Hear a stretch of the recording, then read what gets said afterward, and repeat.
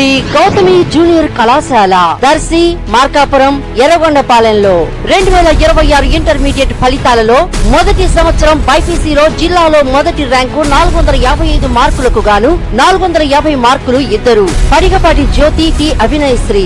ఎంపీసీలో జిల్లా స్థాయిలో 3వ ర్యాంక్ 470 మార్కులకు 463 మార్కులు. AVL Mohan Kumari. EE main, EAP CET, NEET, long term coaching తో పాటు EAMCET, short term exclusive coaching కలదు. అడ్మిషన్లు జరుగుతున్నవి.